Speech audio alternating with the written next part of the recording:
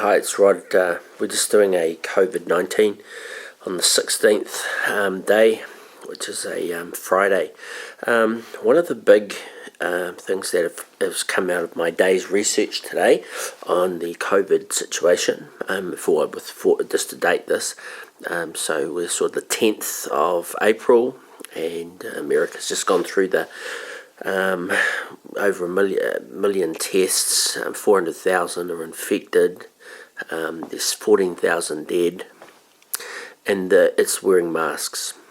And it's wearing masks so that you don't spread it to others. And basically, I can see a time where anyone out in public has to wear a mask, and you get socially ostracized if you don't wear a mask, because a sneeze and a cough and all that sort of stuff infects the public area in a way that someone can then touch the handrail and then get it. So there's going to be the ability for a person to walk around with a mask and do stuff that doesn't require opening doors with door handles. So if you were going to start a company up, an IPO for that opens doors when people come towards it, or has some application on the phone that charges you $1 for every door it opens for you as you come through. But masks. So I'm just listening to Joe Rogan. He had a guy who's doing about masks is the big thing. And so I thought, well, imagine having a cage fight where they actually wear masks, and if the mask gets disrupted, the referee blows it, and then they put the mask back on, and then they carry on again, just to say to the world it's important to wear masks whenever you are out there. And even in your own private car, I mean, if you sneeze inside your car and someone jumps in your car, well, they're going to get the virus as well.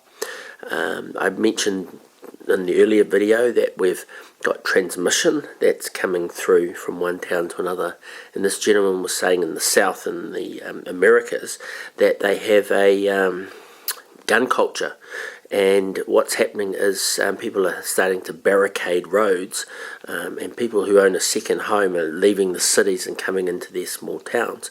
And so, you know, Joe Rogan made a good call. You know, if you own a property, you've got every right to go into that property, and the townsfolk, small townsfolk, have to learn to live with that. And that's just how the Constitution works. Private property is an important part of that.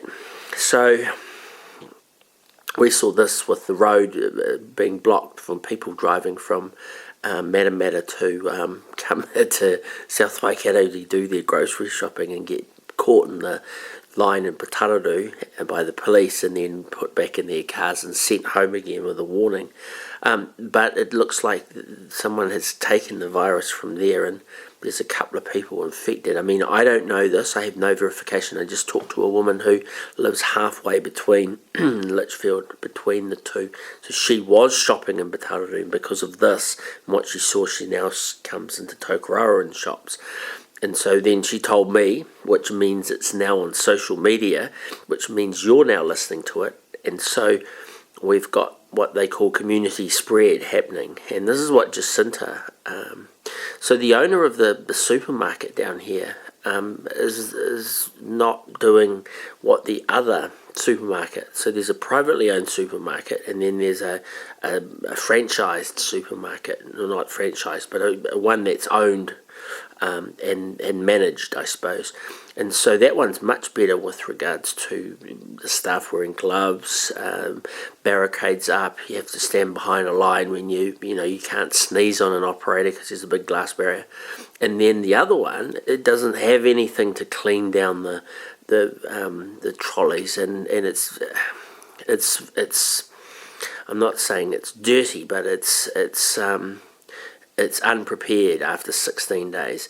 You'd think you'd get someone who knows about a virus like this to come in if you own a supermarket and said, right, what do we have to do? Well, that's not happened. I mean, I'm trained to understand these things, and 16 years ago and have worked for a public health unit under a medical officer of health, and watched people wash their hands, just thinking of Ross Price, and after they go out for lunch and stuff, and vigilant who know these things. So I've lived and breathed and worked in that environment.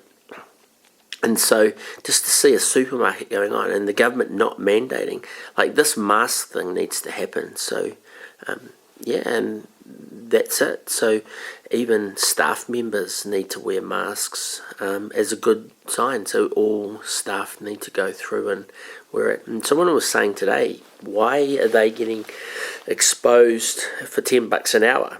You know, in New Zealand minimum wages, I think it's $19 and almost $20, and they're getting exposed to the viruses from people that are coming into the supermarkets. So social distancing, and it doesn't work if the trolley handles are not wiped each time a person in their car grab a trolley handle, push, load all their groceries in their thing. Then the checkout girl, you know, was touching money today. So she had gloves on, and so this person paid in money, right? And then she touched all of that, and then she went and touched all of my groceries and the thing without having an alcohol thing. I do it in my home. I can go and show it to you. So I come in and it has gloves on, and then you can still put the alcohol over the gloves, and then you go on it. So, and it's easy to make. It's just $5 for a litre of meths, and then just put 30% water in it, and that's it. Just and it goes through, and then you do the next one. It's just simple. And it just cuts it down. So when I went through the supermarket, you know, I just sort of had my mask, and I had my gloves, I had my goggles, you know. And then I was thinking when I got home, well, I took, because what happened is my shoes that I was wearing, my jeans were longer than my shoe. And so what happens is the bottom of my jeans was rubbing along the floor of the supermarket, okay, picking up all the virus. So I get home and I take my shoes off outside, and then I realised this. So I had to take my jeans and my socks off and then put them in the hamper. I should have gone and put them straight into the washing machine because they have a viral load. Now, if I walked around the house with the bottom of these jeans scraping along all the carpet everywhere, that would have meant whatever's on that. Now, because we've got people that have moved from Matamata to Pataru to Tokoroa supermarket, you know, the virus, it spreads.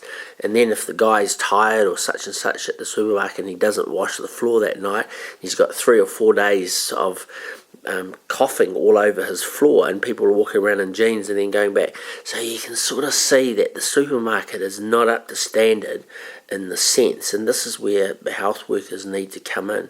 This is where the mayor, I mean, I gave this SARS thing, you know, when she was a councillor. Why are you not ringing me up over the phone and saying, what can I do? And the first thing I would do is they have an In Touch council publication. Well, that should be ramped up for 3 times a week going out to the community. So we've got an official organ, just like Trump stands up and speaks. We need to have that being delivered to every letterbox in a way with, you know, people wearing masks and gloves and that sort of thing and doing it. So I gave the example of it and I showed how it worked, but you've got to replicate it and amplify it up and do it for the whole town. You know, from my perspective, it's frustrating. And my sister said, you know, I'm not going to repeat what my sister said, okay? But my sister's quite forthright, and she's just finished her psychology degree. So it's a challenge out there, and it's a challenge living in big cities, and then it's a challenge for big city people to then go into smaller communities which are then protected with, you know, just bowl in and just, I own this place and I'm going to go down to your supermarket and do these things. So, yeah, New Zealand, we're ahead of the curve. We're an island and everything was coming in, but America's doing it hard, and it's, you know, looking at 61,000 deaths, and it could even go, if it takes off, to the 7 million I predicted if they did nothing and just let it go through in 2% of the population. So this is a quick video just to give you an update. So I'm going to upload it now. Okay, have a good night, and we'll see you on what's the next day after Friday.